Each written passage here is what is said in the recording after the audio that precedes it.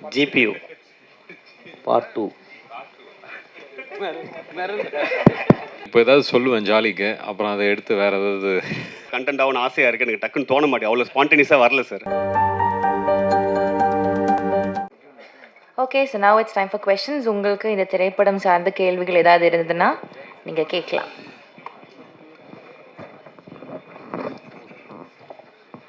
Sir one more சக்தி sir, நிறைய வாட்டி பேசியிருக்கோம்.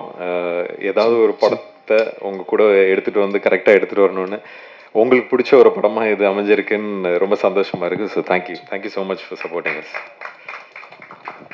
You can have it, the last questions.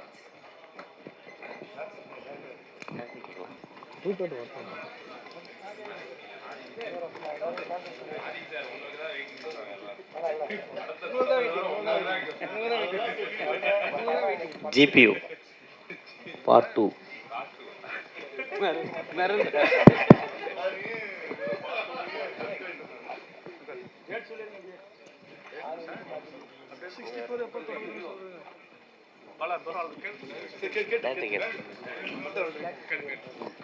Direct sir.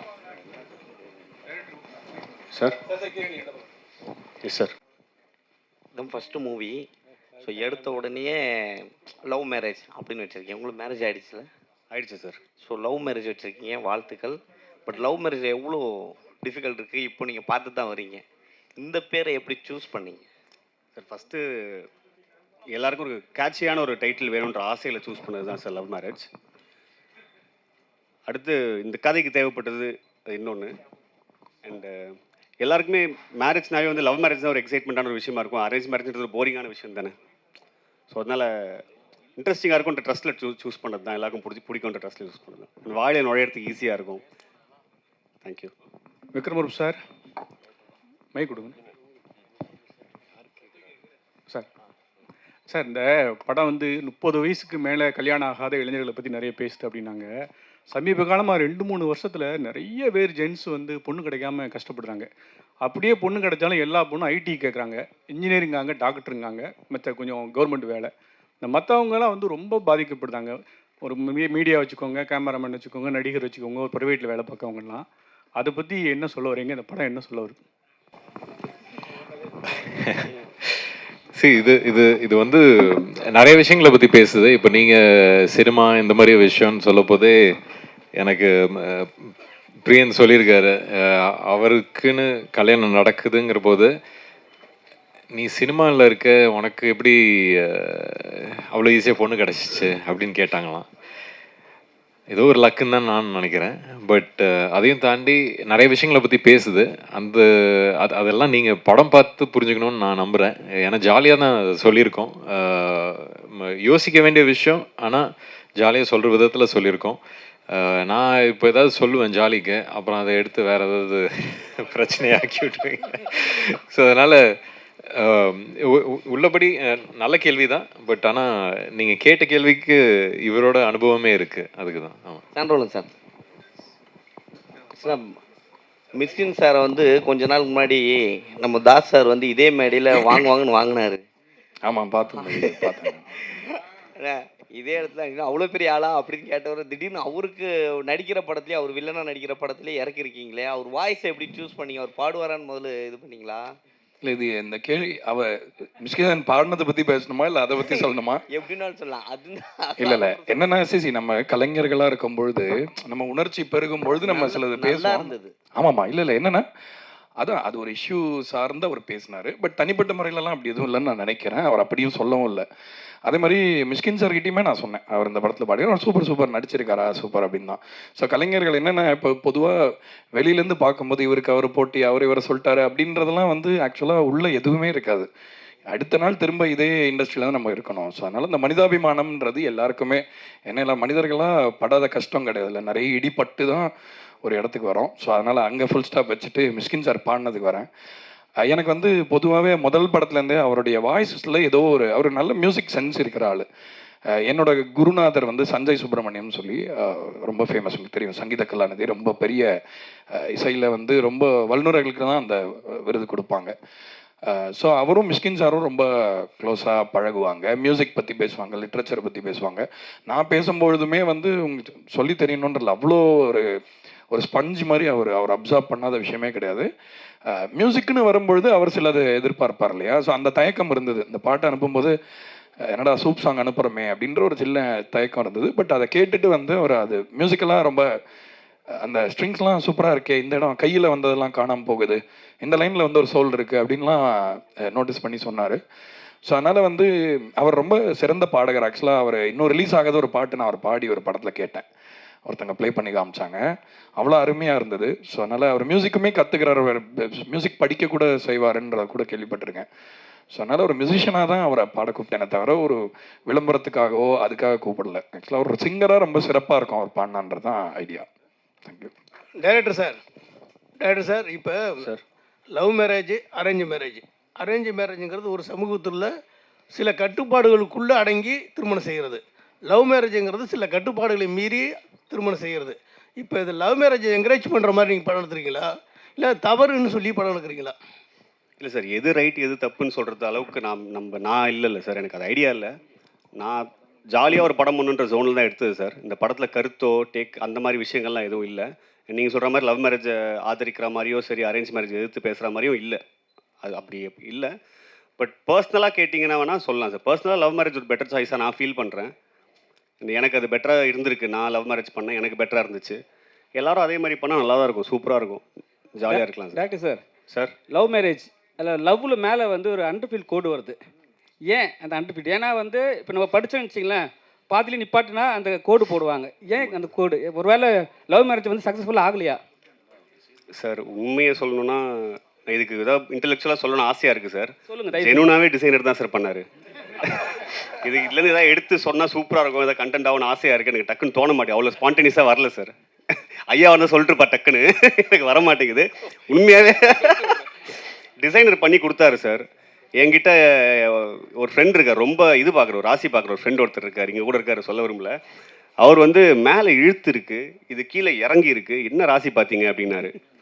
எனக்கு ஒரு மாதிரி ஷாக்கிங்காக இருந்துச்சு. நான் இப்போ 8-10 வருஷம் சினிமாவில் இருந்து இப்படி ஒரு ராசி யாருமே சொன்னது இல்லையே, எப்படின்னு யோசிச்சார். இப்போ நீங்கள் அதை கேட்கும் போது எனக்கு அதுதான் சார் ஞாபகம் வருது. பட் ரேண்டமாக டிசைனர் பண்ணார் சார், எல்லோ டூத் ஒரு Kerala designer sir. Music doctor sir எப்பவுமே வந்து மிஷ்கின் சார் வந்து இளையராஜா பற்றி தான் பெருமையாக பேசிகிட்டே இருப்பார். அவர்கிட்ட கேட்டால் பாடல்கள் வந்து என்ன வேணால் சொல்லுவார். ஸோ உங்ககிட்ட ஏதாவது சொன்னாரா, இல்லை அவர் பண்ணுற பாட்டு தான் பண்ணுவேன்னு சொல்லியிருந்தாரா, மென்ஷன் பண்ணியிருந்தாரா ஏதாவது? என்ன உங்கள் லாஸ்ட் இது இல்லை என்னன்னா இளையராஜாவுக்காக தான் நான் பாடுவேன்னு ஏதாவது சொல்லியிருந்தாரா? இல்லை அவர் நம்மளுக்காக பாடியிருக்காரு, அப்படி இல்லை. அதாவது என்னென்னா, நான் அதை எப்படி புரிஞ்சுக்கிறேன் உங்கள் கேள்வின்னா, அவர் வந்து ரொம்ப என்டார்ஸ் பண்ணுற ஒரு கலைஞராக இளையராஜா சார் தான் இருக்கார். மற்றவங்களுக்கு எப்படி பாடுறாரு அப்படின்றதான் உங்கள் கேள்வியா? ஓகே. ஸோ ஆக்சுவலாக என்னென்னா, நம்ம எல்லாருமே இப்போ நானுமே வந்து ராஜா சாருக்கு ஒரு பாட்டு பாடினேன்னு ரிலீஸ் ஆகலாது. பட் இளையராஜா சார் வந்து ஒரு பெரிய நட்சத்திரம் மாதிரி, அவர் ஒளி வந்து யார் மேலேயுமே படாமல் இருக்காது. ஸோ அந்த ஒரு அடிப்படையில் ஒரு ஃபேனாக தான் அவரை சொல்கிறேன். அண்ட் சிறந்த ஒரு கலைஞர் அண்ட் ஒரு நம்ம எல்லாருக்குமே சீனியர் இண்டஸ்ட்ரியில்ன்ற முறையில். But Mysskin sir is very very open for collaboration. In fact நான் சொன்னேன், அவர் என்னை பற்றி கேள்விப்பட்டிருந்தாருன்னா இந்த பாட்டை எதிர்பார்த்துருக்க மாட்டார் என்கிட்டேருந்து. இப்போ ஃபார் எக்ஸாம்பிள் அவர் வந்து ஒரு மாதிரி ஒரு சோல்ஃபுல்லான பாட்டா அந்த மாதிரி இவன் அனுப்புவான் அப்படின்னு அவர் நினச்சிருந்துருக்கலாம். பட் ஆனால் நம்ம அனுப்பின பாட்டு அந்த மாதிரி இல்லைன்னா கூட அந்த பாட்டுக்கு நம்ம கொலாபரேட் பண்ணலாமே, ஜாலியாக ஒரு பாட்டு பண்ணலாமேன்ற இதுதான். பொதுவாகவே அவரை பற்றி நான் மிஷ்கின் சாரை பற்றி ஒன்று கிளாரிஃபை பண்ண விரும்புகிறேன். அவர் வந்து சினிமாவை பற்றி ரொம்ப சீரியஸாக பேசுறதுனால அவர் வந்து என்னமோ ரொம்ப சீரியஸான ஆள், அவருக்கு ஒரு ஃபன்னியாக இருக்க மாட்டார், ஜோவிலாக இருக்க முடியாதுன்றல அவர் ரொம்ப லைட் ஹார்ட்டடான பர்சனாக தான் எனக்கு தோணார் என்னோட இன்ட்ராக்ஷன்லேருந்து. அண்ட் இளையராஜா சாரோட லவ் வந்து அவரோட பர்சனல் லவ். பட் உங்களுக்கும் தெரியும், நான் வந்து ராஜா சாரோட பெரிய ரசிகன் அப்படிங்கிறதுனால அந்த ஒரு புள்ளியில் இணைஞ்சோன்னு நினைக்கிறேன். ஐ திங்க் ரெண்டு பேருக்குமே அந்த ஒரு சென்சிபிலிட்டி பிடிச்சதுனால மேபி அப்படி தோணுச்சு. சார் மிஷ்கின் சார் ரொம்ப நேரம் எடுத்துக்கிட்டாரா பாடுறதுக்கு?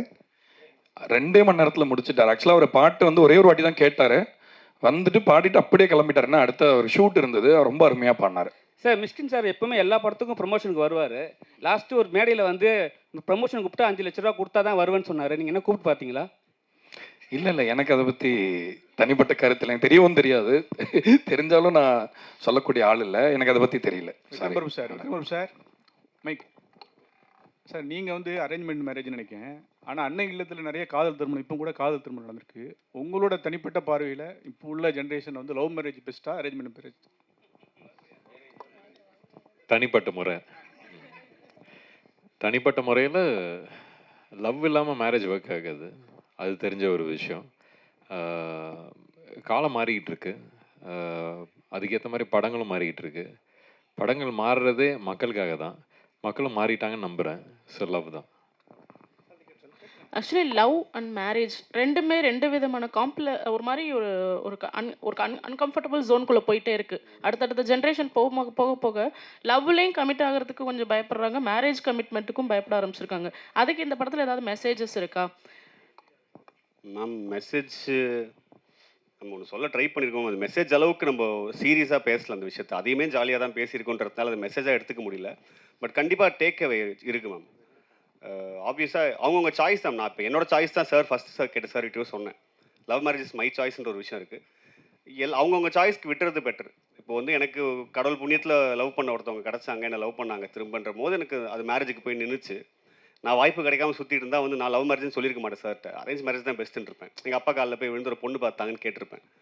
ஸோ பெட்டர் ஆப்ஷன்ஸ் தான். எது கிடைக்குதோ, எந்த வாய்ப்பு கிடைக்குதோ அது சூஸ் பண்ணிட்டு போகலாம். But any thing is better. Both is there choice தான் மேம். ஓகே, அதே அந்த மாதிரி டைட்டிலில் வந்து அந்த மேலே இருக்கிற கோடு இருக்குது இல்லையா?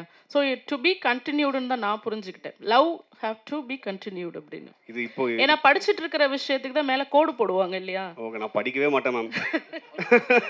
ஸோ லவ் வந்து கண்டினியூ அப்படிங்கிறது தான் எனக்கு அந்த மாதிரி தான் தோணுச்சது. Super ma'am. எனக்கும் இப்போ அப்படி தோணுது மேம். நீங்கள் சொன்னதுக்கு அப்புறம் நான் தெரிஞ்சுக்கிறேங்க மேம். சாம்பிள் சார், இந்த சாங் பார்த்தீங்கன்னா நிறைய சாங்ஸ் வந்து 90ஸ்க்கு ஏற்ற மாதிரி தான் போடுவீங்க. அந்த லவ் ஃபீல் அந்த மாதிரிலாம். நீங்கள் 90ஸா இல்லை 80ஸா? நான் 87 பானு, டெக்னிக்கலி 90s கிட்டு. என்னென்னா மியூசிக்கில் வந்து இப்போ மியூசிக்கோடைய பரிமாணம் மாறி இருக்கிறது உண்மைதான். பட் ஆனால் உணர்ச்சி வந்து பழைய மியூசிக்கில் நிறைய இருக்கிறதா நான் நினைக்கிறேன். ஸோ அந்த ஒரு பிரதிபலிப்பு நம்ம கேட்டு வளர்ந்ததை நம்ம மிஸ் பண்ணிடக்கூடாது யாருன்றதுக்காக அதை நம்ம திரும்ப அதை இது பண்ணுறோம். இன்னொன்று, நம்ம மண்ணிலே இருக்கிற இசையோட ஒரு நீட்சியாக நம்மளும் இருக்கணும்ல. நம்ம இந்த மரத்தில் தான் நம்ம ஒரு சின்ன இலையாக இருக்கோம். நம்ம வேறு ஏதோ ஒரு இதை வந்து இம்பைப் பண்ணிக்கிறதுக்கு முன்னாடி நம்மளுடைய கிரவுண்டிங்கில் ஸ்ட்ராங்காக இருக்கணுன்றனால ரெப்ரசன்டேஷனுக்காக மேக் ஷுர் நம்ம ஒரு கேட்டால் இது எந்த ஒரு மியூசிக் அப்படின்னா தமிழ் மியூசிக் அப்படின்னு யாராவது சொல்லணும் உலகத்தில். ஸோ அதுக்காக தான் நான் மேக் ஷுர் அந்த நேட்டிவான விஷயத்தை அலைவாக வச்சுக்கணும்னு நினைக்கிறேன். டேரக்டர் சார், நீங்கள் டாக்டருக்கு இது பண்ணிக்கணும்னு சொன்னாங்க சார். சார், ஒரு பேஷண்ட் வந்தாங்கன்னா குணமாயிட்டா ஒரு ராசியான டாக்டர் அப்படி சொல்லுவாங்க. நீங்கள் ராசியான டைரக்டராக ஆகிறதுக்கான வாய்ப்பு இந்த படத்தில் இருக்கா? கண்டிப்பாக இருக்குன்னு நம்புகிறேன் சார். இருக்கணும்னு ஆசையும் படுறேன். டைரக்டர் சார், அதே கேள்வி டாக்டர் கேள்வி. நீங்கள் டாக்டர் படிப்புலாம் அவ்வளோ முக்கியமானது. ஒவ்வொரு சீட்டுக்கு அவ்வளோ போராடுறாங்க. நீங்கள் டாக்டர் அவ்வளோ படிச்சுட்டு பேஷண்ட் பார்த்துட்டு டைரக்டராக இருக்கீங்களே. ஒரு டைரக்ஷன் கோர்ஸ் படித்தா அந்த கோர்ஸில் யாராவது பார்த்து ஏதோ ஒரு இது பண்ணி ஒரு எவ்வளோ மக்களை காப்பாற்றிக்கலாம். கண்ணி பண்ணுவீங்களா அப்படின்னா டாக்டரா? எவ்வளவோ சொன்னேன் சார் எங்கள் அப்பா கிட்ட தான். இதே தான் சார் சொன்னேன் சின்ன வயசுலேயே. நீங்கள் சொல்கிறதே வேறு டோனில் எனக்கு தெரிஞ்ச விதத்தில் சொல்லி பார்த்தேன் சார். அவர் அக்செப்ட் பண்ணிக்க தயார். எல்லா பேரண்ட்ஸ்க்கும் ஒன்று இருக்கும்ல சார். சினிமாவுக்கு போகிறான் வீட்டிலேருந்து ஒருத்தன்னும் போது ஒரு ஸ்டெப் பேக் ஐயோ பயந்துருவாங்க சார். ஸோ எடுத்த உடனே ஒரு 99% ஃபெயிலியர் ரேட் இருக்குது ஒரு இண்டஸ்ட்ரிக்கு. நீ போகிற நாளை பின்ன சிக்கி சின்னாமனை போய் நடுத்தருக்கு வந்தால் என்ன பண்ணுவேன் அப்படின்ற ஒரு கேள்வி வந்துச்சு. வடிவேலோட அப்பா கொடுப்பாரு சார், பொட்டியை தர உதவுன்னு சொல்லிட்டு. அந்த மாதிரி எங்கள் அப்பா அந்த டாக்டர் டிகிரி கொடுத்தாரு நம்புறேன் சார். ஆனால் ஈஸியாக இருக்கும்னு நினச்சேன் சார். ரொம்ப பெரிய போராட்டம் சார். 5.5 வருஷம் டிகிரி சார், 6.5 வருஷம் படித்தேன் சார். டிபார்லாம் ஆகிட்டேன் சார். ரொம்ப பெரிய போராட்டமாக சார் இருந்துச்சு. விக்ரம் சார், சார் டேரக்டர் ஸ்டேஜில் சொன்னாங்க எனக்கு கதையே சொல்ல தெரியல, சொல்ல தெரியாது சொல்லிட்டு உங்கள்கிட்ட சொல்லிட்டேன்னாங்க. சார் அவர் கதை சொல்லும்போது உங்களுக்கு என்ன தோணுச்சு ஸ்கிரிப்ட் எடுத்துன்னு கொடுக்கும்போது? இல்லை கதை சொல்ல வரவங்க வந்து எப்பவுமே ஒரு பயத்தோடு வருவாங்க. அவங்கள எந்த அளவுக்கு நம்ம கம்ஃபர்டபுளாக ஆக்குறோமோ அதே மாதிரி அவங்களும் ஆகுவாங்க. ஸோ அவர் அப்படிலாம் சொல்கிறாரு, நல்லாவே பேசுகிறாருல்ல, இப்போ தான் பார்க்குறீங்கல்ல, நல்லாவே சொன்னார் கதையை. என்ன தேவையோ அதை சொன்னார். அதை எடுத்து மிச்சதை வந்து எனக்கு நான் ஸ்கிரிப்ட் படிக்க பிடிக்கும். அதனால் அதுக்கப்புறம் ஸ்கிரிப்ட் எடுத்து பார்த்து படித்தேன்.